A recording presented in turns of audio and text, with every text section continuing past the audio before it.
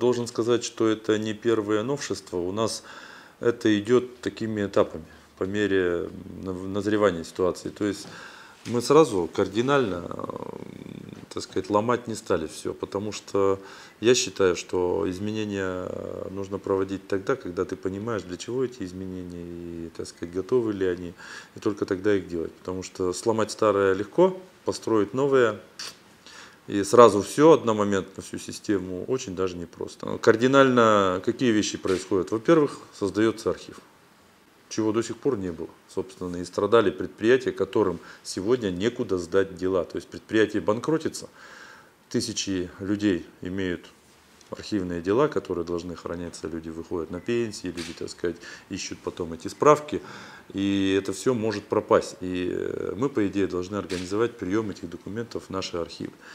Это вещь платная, это вещь, так сказать, и предприятия платят за то, чтобы мы приняли это. И таким образом создается структура, в которой, во-первых, упорядочивает сохранение документов нашим гражданам, не надо бегать по подвалам каких-то предприятий, а все будет в нашем архиве.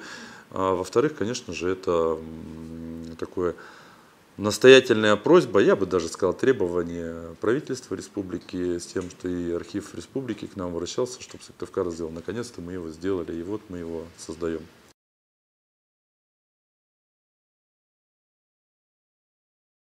Мы понимаем, что да, это и опять же требование президента с тем, чтобы мы на нашем уровне создавали рабочие места новые, помогали предпринимателям создавать предприятия, сами себе готовили налогооблагаемую базу и, собственно, рабочие места, и трудоустройство и так далее. То есть мы в этом кровно заинтересованы. Второе. Глава республики поставил перед нами задачу, чтобы каждый муниципалитет взял на себя просто даже как обязательство по созданию новых каких-то предприятий, организаций, которые бы работали. Неважно, по количеству это предприятие может из 3, из 5 человек. Но на самом деле это 5 семей получают гарантированный какой-то доход. Раз. Второе, хоть и маленькое, оно начинает какую-то копеечку там, платить налогов в будущем и развиваться, и что-то дает в услугах, так сказать, населению того или иного населенного пункта. Поэтому здесь задача ставится и это. Ну и, конечно же, оказание помощи мелким, малому и среднему бизнесу в их, так сказать, жизни, потому что им непросто, правда. Как-то все это стараться разбюрократизировать и так далее, и так далее. И с этой целью у нас создается, опять же, муниципальное бюджетное учреждение, Центр предпринимательства и инноваций. То есть мы не стали называть это бизнес-инкубатором, потому что я считаю, что новое название, оно больше отвечает. А бизнес-инкубатор ведь это что? Это взращивание новых неких, да? А в некоторых местах бизнес-инкубатор превратился просто из набора помещений, который сдается каким-то предпринимателям. Вот и вся функция, допустим, да? Здесь у нас этого нет. Мы не создаем здание, в котором мы сдаем. Мы как раз, так сказать, своими субсидиями, грантами, вот созданием этой системы, да, системы, так сказать, разбюрократизации каких-то, получения справок, там, еще прочих дел, учебы, возможно, будем проводить с предпринимателями. А потом этот центр возьмет на себя проведение коммерческих мероприятий. Сегодня кто у нас занимается? Ярмарками, выставками, прочее. То есть, да? Ну, вот разные операторы. Да есть структуры чисто коммерческие, есть там где-то палата, есть там еще кто-то, да? А наш городской центр в том числе будет заниматься такими вещами. Поэтому это тоже вещь, которая будет практически находиться на хозрасчете, но и в то же время это вот такая системная помощь нашему предпринимательству. Потому что у нас здесь сидит в управлении буквально 1-2 человека, которые не успевают ничего, не успевают следить за новшествами. Это надо следить и за законодательством, это помогать и юридически предпринимателям. Предпринимателям не всегда нужно помогать деньгами. Деньги чаще всего какие-то есть для начала. Не хватает вещей в организационном плане помочь, в юридическом плане помочь, в плане там, так сказать, регистрации, в плане, вполне возможно, что какое-то налоговое послабление для каких-то предприятий мы сможем здесь давать, памятуя о том, что потери сегодняшние вернутся прибылями в будущем, если оно встанет на ноги и будет платить сразу больше налоги. Здесь надо оценивать вот эти ситуации, потому что в тупую говорить, не дадим льготы, мы теряем сегодня в бюджете там условно 5 миллионов рублей. Мы, может быть, сегодня это 5 потеряем, но на завтра-то выиграем 50 или 500.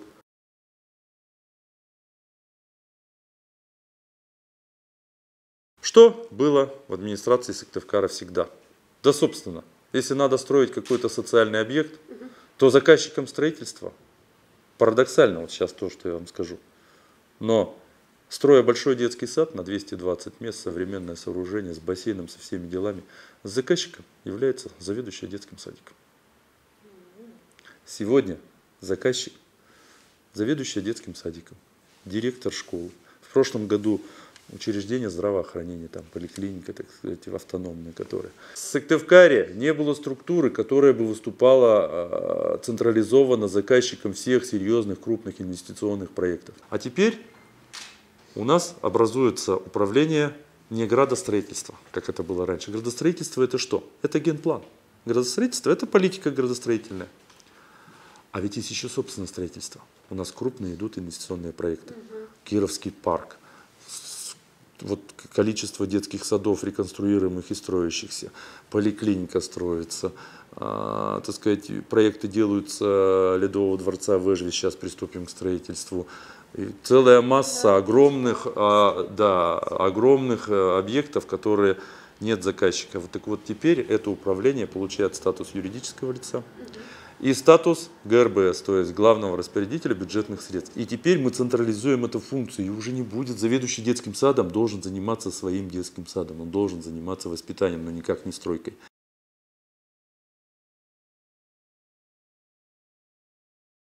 Также у нас возникала масса вопросов с отделом жилищной политики, потому что, а кто у нас занимался? У нас обследовать жилье, мы привлекаем управление ЖКХ. Потом вдруг касается чего-то собственности, у нас комитет по управлению имуществом. Что касается учета и распределения очереди, занимается отдел жилищной политики.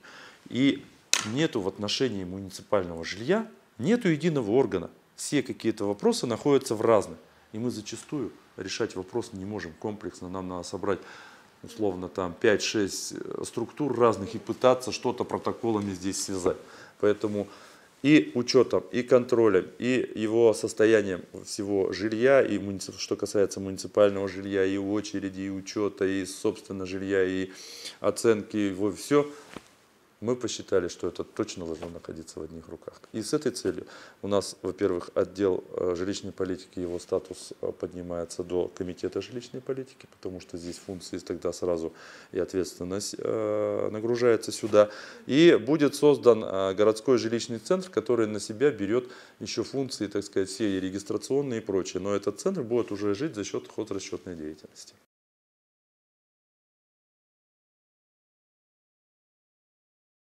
Процесс разрешения на строительство – это процесс, урегулированный в первую очередь федеральным законодательством, республиканскими уточнениями. На нашем уровне здесь практически ничего не принято. Мы действуем согласно существующего законодательства. Если человек хоть 5, хоть 10 лет назад стал собственником какого-либо участка, и этот участок находится в центре города, человек вправе открыть там строительство хоть через 20 лет.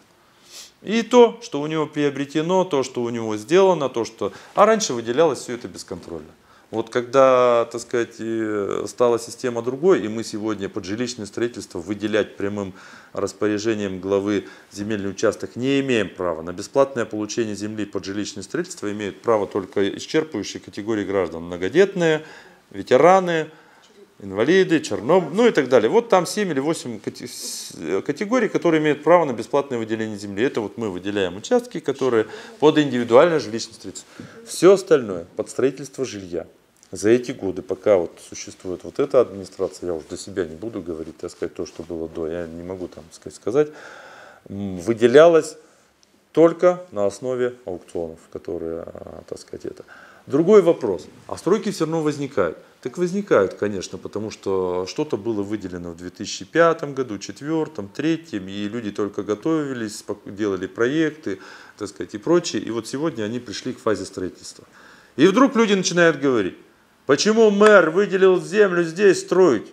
А мэр говорит, а этот участок выделен еще в 2005 году. Так вот, когда наш состав администрации в 2011 году приступил к работе, там порядка 30, наверное, земельных участков по суду были изъяты обратно.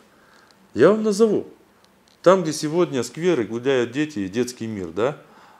Этот участок был выделен под строительство торгового центра, и мы его изъяли по суду. Между ЦУМом и Авалоном место было продано под строительство ресторана. Мы его изъяли по суду через стоянку.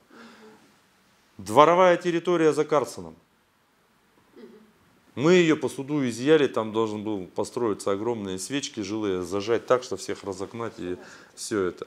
И вот порядка 30 таких земельных участков были изъяты в муниципалитет через суд. Мы нашли нарушения при выделении и прочее, где не было процедур определенных. К сожалению, по части, даже очень большой, мы проиграли суды. Но вспомните, опять же, скандальная ситуация со строительством гаражей по улице Димитрова. Там, где, так сказать, целый комплекс опять стали строить. Мы, к сожалению, проиграли во всех 3 инстанциях суды. Там, видимо, с формальной точки зрения были процедуры все соблюдены, это было выделено, и мы судились сначала здесь, в городе, потом в Кирове, потом в Нижнем Новгороде, и мы все проиграли, и только тогда они начали строительство. Мы через суд, нас обязали выдать разрешение на строительство. Я его не подписывал до последнего, пока не получил решение суда. Поэтому есть такие участки, да. И вот здесь, так сказать, новая структура, она не повлияет. Здесь, если у человека выделен участок давным-давно, хоть 10 лет назад, и у него соблюдены все санитарные нормы и правила, то есть по инсталляции, по свету, по территории, по расстояниям от существующих зданий, человек имеет право сегодня. И если в этом случае я торможу, то тогда я препятствую исполнению, и тут УФАС и все органы прокуратуры на меня смотрят. И тогда через суд или через предписание меня обязывают. И таких решений у нас, к сожалению, тоже очень много.